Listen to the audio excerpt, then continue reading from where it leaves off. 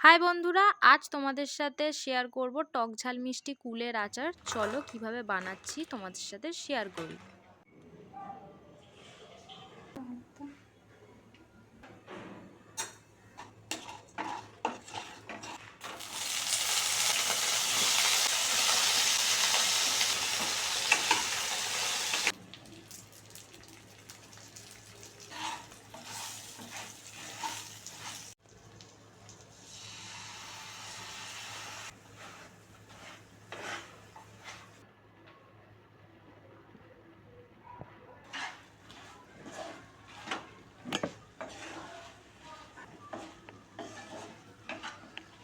খুব সহজেই বানিয়ে ফেললাম টক ঝাল মিষ্টি কুলের আচার। এতে আমি শেষে একটা মশলা অ্যাড করেছিলাম।